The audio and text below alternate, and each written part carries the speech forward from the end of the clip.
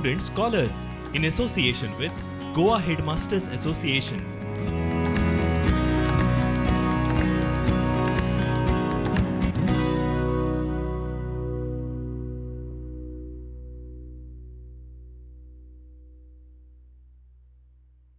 Good day students, today we are with the third video of Introduction to Trigonometry, and we had completed in the second video the entire problem.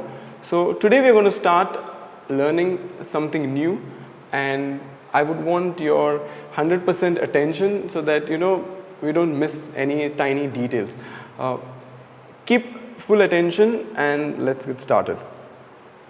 We are starting with trigonometric identities, and before even I tell you what are they, we need to understand what does an identity mean. Or you must have heard the word identical.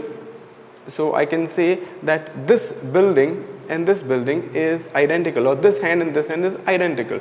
So identity is nothing but anything that is equatable, or you can equate both the left hand side and right hand side and it is same. So what do we mean by trigonometric identities? Trigonometric identities are nothing but trigonometric functions which are equal to probably another trigonometric function, or maybe a number, or maybe to anything, but it is true in all the possible conditions. That means you put any other value, the left hand side and right hand side is always equal. Okay, that's the meaning of trigonometric identities. Now there are various types of trigonometric identities. You might have Pythagorean identities, you can have double angle identities, you have half angle identities. There are many, but in your 10th standard Goa board curriculum, we only concentrate on the Pythagorean identities. Okay, because if you remember, we started this lesson entirely based on that first condition, that we believe that trigonometry will work only for right angle triangles. If you have watched that first video, you will remember. So which are the Pythagorean identities? These three. Okay, sine square theta plus cos square theta is equal to 1. 1 plus tan square theta is equal to sec square theta, and 1 plus cot square theta is equal to cosec square theta. Now that theta that you can see is nothing but the angle that we are talking about, and it's a Greek symbol and it is called as theta. Alright, now what I have given you is the final result, but why take it directly and start accepting it and just learning it, it becomes difficult, right? So this is a way I could help you to remember. And remember this table, right?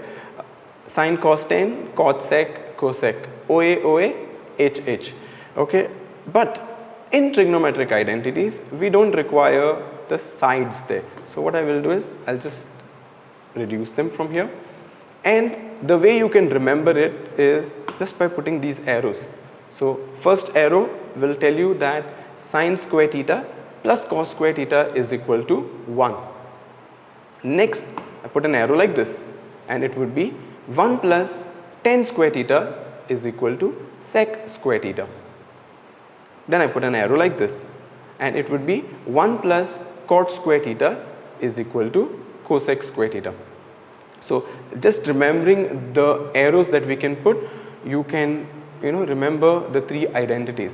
But let us prove them now, and let's take the first one. So in a right triangle, for some angle A, which is theta, prove that sine square theta plus cos square theta is equal to 1. So first of all, let us have one figure to understand it better. Okay, so it's a right angle triangle, and I need some names. So ABC, and angle A is equal to theta. So let's mark that. After we are done with this, all that we will do is we'll put Pythagoras theorem for this triangle, and it would be, by Pythagoras theorem, AC square is equal to AB square plus BC square. Alright, now over here we will divide this entire equation by AC square. Now we will wonder, why divide only by AC square? I could have divided by anything, right? So I will tell you why do we divide it only by AC square in a minute, but just understand for now that we are dividing this entire equation by AC square. So what will happen? If I do that, I will write the same equation once again, and I have to divide it by AC square. Throughout that equation there are three terms, right? One on the left hand side of equal to and two on the right hand side of equal to. So you need to divide that AC square not only in one term but throughout that equation. So this is how it will look. And if you look on the left hand side now, I have AC square upon AC square, which will turn out to be 1. What happens on the right hand side? I have AB square and I have AC square. For now, just forget about that square. So just look at the figure and look at the sides that are there, AB and AC. Okay, now you remember all this, right? So this would become, AB is that side that has changed its color now, okay, and AC is the side that's turned into green.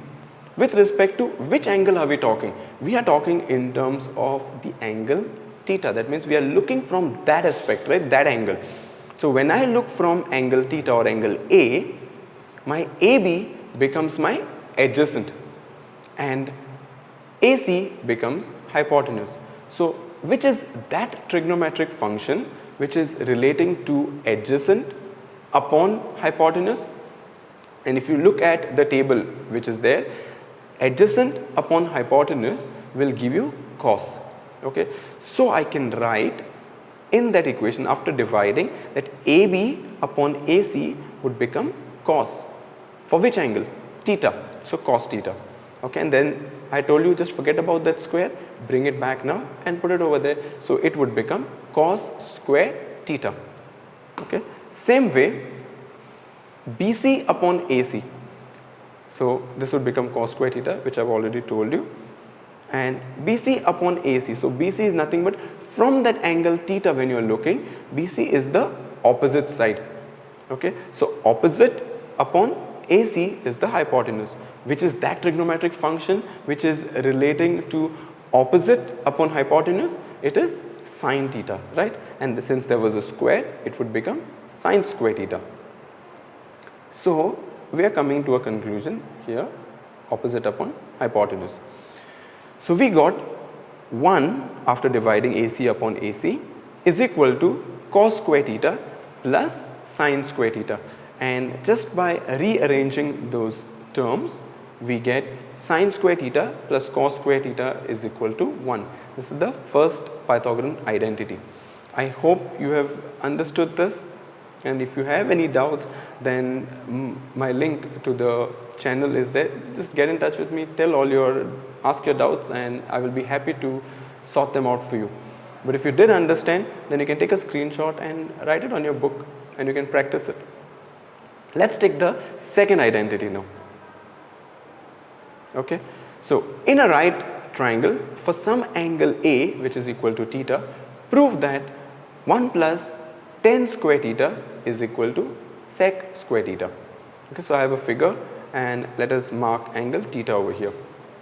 So again we will do the same thing, we will just write Pythagoras theorem. So by that it would be AC square is equal to AB square plus BC square. Okay, so once I do this, now I have to divide it by one side. So should I divide it by AC, AB, BC? That's the doubt, right, which you had in the previous one, and I said we'll look at it in a minute. So the way you can remember it is you just look at that term or that trigonometric function which is alone. So over here if you look at what are we proving? We are proving 1 plus tan square theta is equal to sec square theta, and based on that we have written the Pythagoras theorem, right? AC square is equal to AB square plus BC square. Now what do we want? We want on the right hand side it has to be sec square theta, correct? Now sec is an inverse function of which of those three trigonometric functions? We had sine, cos, tan and cot, sec, cosec, right?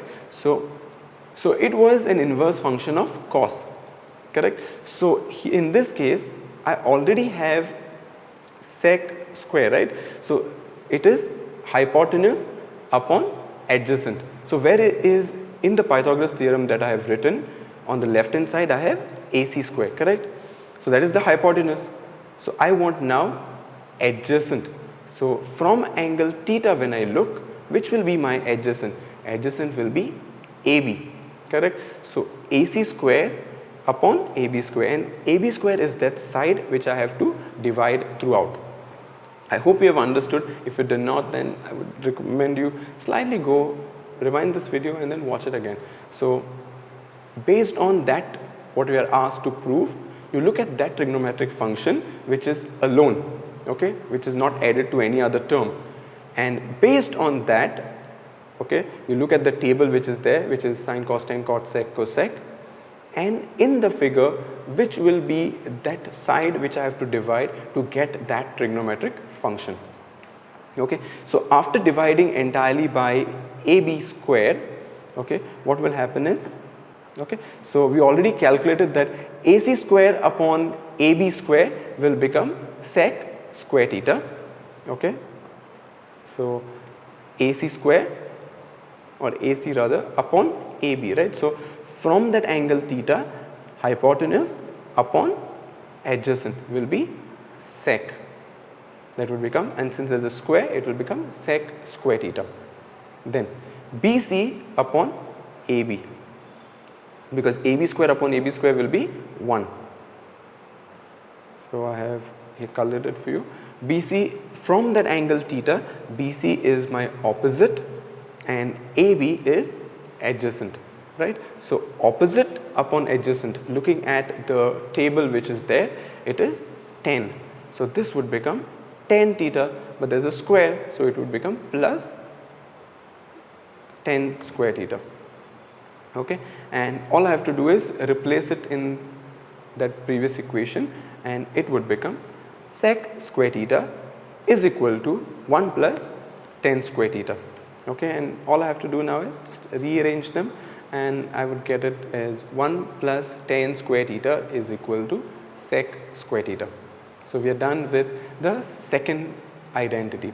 Let us quickly go to the third one. In a right triangle, for some angle A theta, prove that 1 plus cot square theta is equal to cosec square theta. Again, same figure, and ABC angle theta is marked, and we'll write Pythagoras theorem. So AC square is equal to AB square plus BC square. Okay, once I do that, now I need to divide it with one side, right? So look at that trigonometric function which is alone, okay, not added to something else. So that is cosec square theta. Okay, now how do you define cosec with respect to sides? It is hypotenuse upon opposite. So AC square is already there as hypotenuse over there. So from angle theta, which will be my opposite? Opposite will be BC. So I will have to divide the entire equation by BC square. So when I do it, it would be something like this, and AC square upon BC square, okay, will become, so AC square upon BC square will become cosec square theta, AB square upon BC square, so it will be adjacent and opposite. So adjacent upon opposite is cot, so that would be over here, alright, and BC square upon BC square will be 1. So writing that would be cosec square theta is equal to 1 plus cot square theta. So all I have to do is rearrange those terms, and it would be 1 plus cot square theta is equal to cosec square theta. So we are done with the 3 Pythagorean identities. You need to remember them if you want to solve the problems that we are going to continue now. Okay, but I would, before giving you the problem, let us look into few tips that can help you to solve these problems in a much better way. Okay, and the first one is choose a side. Okay, whether it is left hand side or whether it is right hand side, you need to choose that. And then below that there is thread which is all mixed up, right? So I have an identity over here and it looks dangerous, right? I'm sure it does look dangerous. So what you have to do is, first you need to understand that, the example of the thread. If I want to roll that thread, what will I do? First untie it, right? And there's a small piece that's falling. You can't do anything about it. It's there and that's it. So, but the one which is messed up, you can untie it and then, make it more simple. So same way, when I say choose a side, you need to take that, side of the function which looks to be much more complicated. So over here in this example, 1 plus cot theta minus sine square theta upon sine theta multiplied by 1 plus cos theta looks to be the complicated one. So whenever you're solving identities, I would recommend you choose that side which is complicated and not the one which is simple, because you can't do anything about it. If cot theta is already given to you, what will you do? There's nothing much you can solve that, right? So take the one which is complicated and untie it like the thread. Second, reducing the function and using the right arithmetic operation. Most of the times students forget the basic of how to solve this bracket, and I've seen students do it as 1 plus 5 is 6 and 4 plus 3 is equal to 7. So it will be 6 plus 7 the whole square, which is completely incorrect. Okay, so reducing the function correctly is very important. I know that's not a function, those are numbers, but we'll come to the function in a minute. So how would you solve this part of the bracket? All I will do is take the first fraction. You must have done this in your lower classes. One of the way is LCM method, which we have dealt in the previous videos, or the other way would be taking the first denominator of the first fraction and multiplying in the numerator and denominator of the second fraction, and taking the denominator of the second fraction and multiplying it in the numerator and denominator of the first fraction. Simple, we have done this already. And what probably you would call it as cross multiplication. It is not exactly, because there's a plus sign there, but normally it is known as cross multiplication method, which is not so. Okay, so this would become, so I've taken the denominator of the second function and multiplied it in the first numerator and the denominator of the first function, and denominator of the first fraction is taken and multiplied in numerator and denominator of the second fraction. Okay, so this would become 1 multiplied by 3 will become 3 upon 12 plus 20 upon 12. So since I have common denominators now, I can write them once and then add the numerators.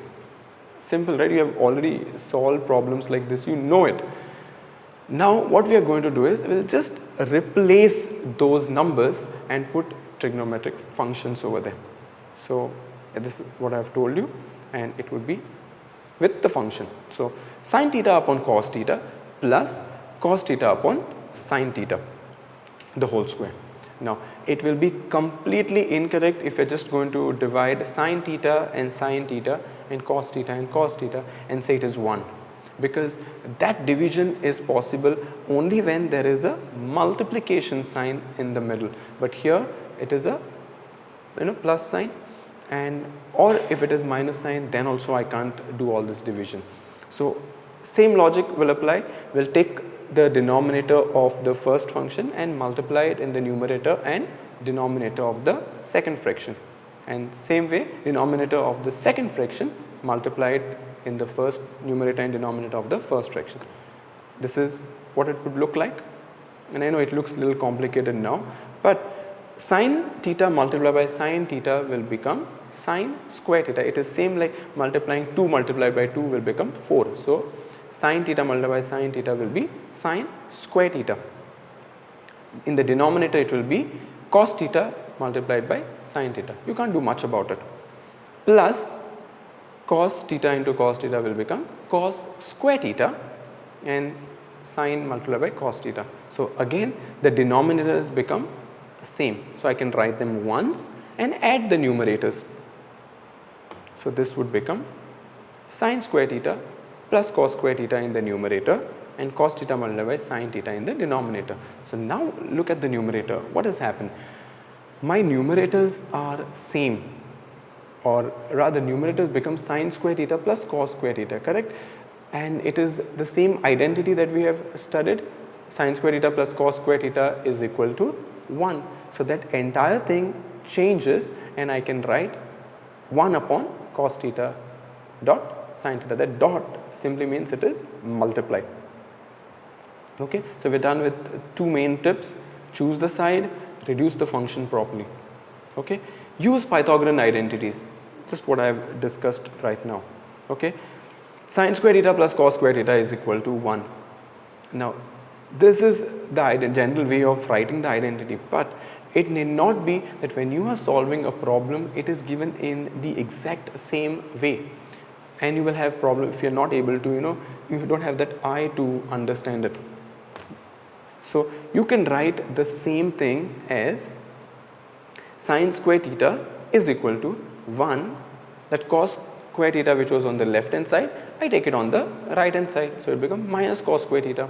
So there might be a question where you have, after solving you get the entire thing as 1 minus cos square theta. So if required you should be able to change that to sin square theta. Okay, or it can also be that you have it as cos square theta and what I require is 1 minus sin square theta. So you should have the eye to understand that this is possible. Okay. Then next one is 1 plus tan square theta is equal to sec square theta. This is a normal way of learning it, and need not be that it is given straight away like that and always change the value. So it can be that you are given sec square theta minus tan square theta. After solving you get this as a result. So there I can directly put that as 1 because based on this identity. Okay, or it can be that I have it as sec square theta minus 1, so I should be able to write it as tan square theta.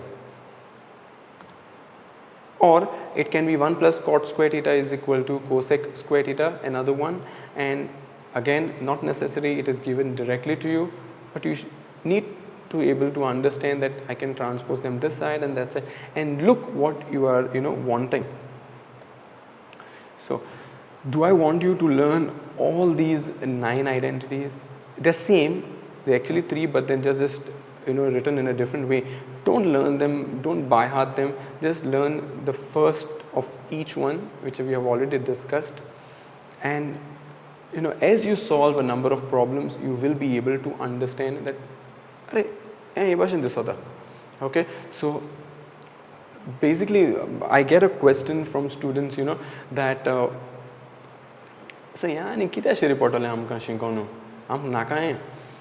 and it is a valid point. No one is going to ask trigonometric identities to you when you go in the market, but it helps you to build that way of logical thinking, the eye to look critically. So that's the idea of building that skill of yours when you solve these problems. Not by when you solve elimination method or cross multiplication or substitution, you solve 3 or 4 problems of that type and you're done with it. But these identities when you are solving, it builds up that skill of yours. So that's why they are important. We don't realize the main idea, but that's how it is. No one is going to ask you identities for sure anytime, anywhere, but it will definitely build that skill of yours. Next, use algebraic identities. Okay, and if you've forgotten them, then let's recollect. So 1 or a plus b the whole square is equal to a square plus 2ab plus b square. And you have studied this since 7th standard probably or 8th standard. You know it, you by hearted it. We're not going to look how you get it, but you need to know. So will you get, in a question that a plus b the whole square? No, you might have sine theta plus cos theta in the bracket the whole square. So you need to understand that maybe if I use this identity and write it as sine square theta plus 2 sine theta cos theta plus cos square theta, that something I will be able to solve. So it is that way that you can use these identities. Then there is a minus b the whole square, which is a square minus 2ab plus b square. Same way I have a square minus b square, which is a plus b, a minus b. And a plus b the whole cube will be a cube plus 3a square b plus 3ab square plus b cube. Same way it will be minus, and most of the times a student make a mistake with the a minus b the whole cube identity. All I will tell you is write a cube and just the first one is positive, right? Next one is negative, then positive, and then negative. So remember the signs like that. The expansion is the same, only thing is the signs will change. So remember that you start with a positive and then negative and so on alternately. Next would be a cube minus b cube, which is a minus b in a bracket, and then it is just like the expansion of a plus b the whole square. Only thing is you don't put 2 over there. And a cube plus b cube. So these are all algebraic identities which probably you have studied. If you have not, then I would recommend take a screenshot, learn them, which they can help you to solve these problems. Another thing that I have observed is a number of times the first, second and the third identity are the ones which are very important. So keep those in mind. Okay, the rest 4 are not very much frequently seen in questions. So the first 3 are very important. Next, changing the function to sine and cos. There can be a time when a question is given to you like this, and now you don't know what to do. There is no square, so there is no possibility that I have to use Pythagorean identities over there. There is no way that I can use any algebraic identities. So what do? All I have to do is change these trigonometric function in terms of sine and cos. So sec inverse function is 1 upon cos. So that sec A can be changed to 1 upon cos A. So it will be something like this. And tan A can be written as sin A upon cos A. And I'm sure some of you are thinking, wait, inverse function of tan A was actually 1 upon cot A, right? Then how come there is sin A upon cos A over there? Just look at it like this. Sin A or sine is with respect to sides is written as opposite upon hypotenuse. Same way cos is written as adjacent upon hypotenuse. So all I can do is these denominators, that is the h and h are same, right? So I can cancel them off, and if I cancel them, what I will get is opposite upon adjacent. And if you remember that table, sine, cos, tan, cot, sec, cosec, opposite upon adjacent is nothing but tan. That's the reason I can write tan A as a trigonometric function of sin A upon cos A. But then what about cot A? Can you think of an answer to that? How would you write cot A in terms of the other trigonometric functions? Think about it. Okay. So here we have discussed. So cot is nothing but adjacent upon opposite, right? So it would be cos upon sine. You can try it out the same way what we have done and check it out. Next one is practice, practice, practice. Just the way they say in Bollywood and all, what is important is entertainment, entertainment, entertainment. In mathematics it is practice, practice and practice. you have to practice a number of problems of trigonometric identities if you really want to get good at it, otherwise it's difficult. Okay, so practice a number of problems, and I would suggest you try Goa board papers first and then look out for any other identities, because it becomes, the levels are different. And if you ask now where will I get Goa board papers in this situation, you can go on the Goa board website and check it out. On the right hand side there is something called as student tab. Under that you will have question papers, so you can download a few, there are, and they are with the solution. So please visit the site and download those papers and solve those identities first, because there are times, I remember one student came up with one identity and I started solving it. It was quite a difficult one, so it took the entire evening of mine, trying to understand how to go about with it. And somehow, be that person, where if you get a problem and you're not able to solve, try as much as you can. It's not just one attempt. You keep solving again and again, different ways, different ideas that come to your mind, and then you reach to that position. So I did that, and finally I came across to a point where I got the answer. So the next day I went and I asked, from where did you get this, from which question paper? And started telling me nicely that I got it online.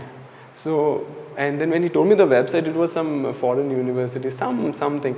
So don't just go directly, and search for identities like that. You can try, I'm not saying don't try, but make sure that you solve Goa board first, because based on that only your questions will be asked. If you want to improve your mathematics skills, then you can try some other problems, but practice a lot. And next tip is pray. Why? Math is all about solving, then why pray is a tip? Is because sometimes, you have a question, tan square theta plus cot square theta is equal to sec square theta multiplied by cosec square theta multiplied by 2. And you start solving it. You have practiced a lot of problems, you know all the identities, everything is followed well, and after solving, okay, you come to a point where you get the answer as sec square theta multiplied by cosec square theta minus 2. Now there is an error over there, because it was not supposed to be minus, but it was supposed to be multiplied. So in this case you have actually got the wrong answer, but you can just pray to God that, after all this efforts of studying and practicing, that the examiner misses out to check this small detail. But 99.9% of times it will not happen. They will definitely notice it, but in case it is missed out, then you might get your marks. So follow these tips, follow the first few one, last one is optional, and practice a lot of problems. And knowing all these things, let's head with the first identity. Alright, so the first one is 1 plus cos theta multiplied by 1 minus cos theta is equal to 1 upon cosec square theta. So if you remember the first tip that we have discussed, choose the side. So if I look at all this, the left hand side seems to be a little bit complicated one. So let us take that, okay? And the immediate thing that you have to do when you're solving the identities is that you write the exact question first and then write the left hand side only. So I will write it as LHS is equal to 1 plus cos theta, 1 minus cos theta. Okay. Now, whenever you have two brackets, okay, and you have different opposite signs, so remember it like you don't have to remember all the identities also. You have to know them, but don't by heart them. So, two brackets and signs are different. So, in one bracket there is plus, in the other bracket it is minus, but the terms are same. So, in this case, it is nothing but a square minus b square expansion. So, a plus b, a minus b. So, in this case, it would become a square minus b square. Alright, so a square, that is 1 square, will become 1 minus cos square theta. Okay, now writing 1 square or writing just 1 is the same thing, so I can just forget about that square and I can write it as 1 minus cos square theta. Okay, now look at this. Okay, look at the first identity that we had written. Sin square theta plus cos square theta is equal to 1. Now if I keep that sin square theta on the left hand side and take cos square theta on the right hand side, what will become? 1 minus cos square theta. I can change this. Okay, cos square theta is taken on this side, so 1 minus cos square theta. So I can write this 1 minus sin cos square theta is equal to sin square theta based on this identity. Okay, and this would become till here, right, sin square theta, but sin theta is inverse function is what? 1 upon cosec square theta. So all I can do is write this. So instead of sin theta, I can write it as 1 upon cosec theta, but there is a square, so I have to write 1 upon cosec square theta, and that is what is asked in the right hand side. So we are done proving the identity. Simple, right? Yeah, it is simple. Just that it looks complicated, it is easy if you practice. Okay, next one is prove that sin square a upon cos square or cos a plus cos a is equal to sec a. Alright, so you can think about it, do whatever mathematical operations, whatever you want to do based on the tips that I had given to you, and try solving it, and we will continue this in the next class. Till then, this is Joel saying bye. Take care. God bless.